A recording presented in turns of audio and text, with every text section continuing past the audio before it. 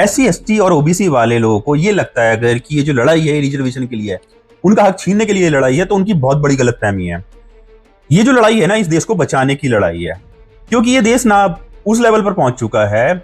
इन नेताओं का जो घटियापन है, जो इनका भ्रष्टाचार है, जो इनकी भूख है सत्ता पाने के लिए, जो भेड़िए बने हुए हैं, ये अब इस देश को बर्बादी की तरफ ले जाने वाले हैं।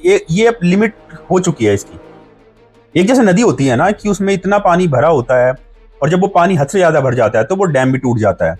डैम जो होता है उसकी भी एक लिमिट होती है रोकने की, पानी को, प्रेशर को रोकने की। उसके बाद क्या होता है, बर्बादी आती है।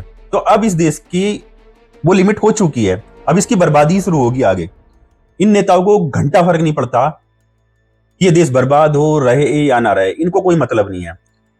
लेकिन एक बात सोचो, जब ये देश बर्बाद होगा तो सिर्फ जनरल वाले बर्बाद होंगे, तुम बर्बाद नहीं होंगे।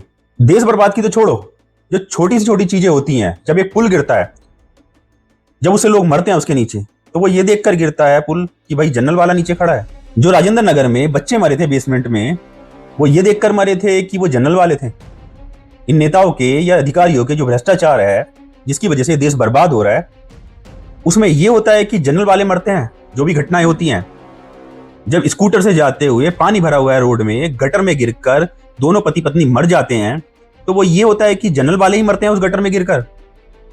एक स्टूडेंट पानी में जाते हुए लोहे का गेट पकड़ता है, उसमें इतना करंट होता है कि वो मर जाता है। पढ़ने के लिए आया था दिल्ली, पता था आपको कि ये जनरल वाला ही मरेगा, वो करंट जनरल वाले को ही लगेगा। तो अगर तुम्हारी ये गलतफहमी है ना, ये जो लड़ाई है ये तुम्हारा हक छीनने के लिए, तुम्हारा हक छीनने के लिए, तुम्हारी जिंदगी बचाने के लिए ये लड़ाई, इन नेताओं को रोकने के लिए है कि भाई बस हो गया, अब इससे आगे बर्बादी है, अब मत बढ़ो इससे आगे। इनको ये बोलने की लड़ाई है, इनको ये बोलना सीखो।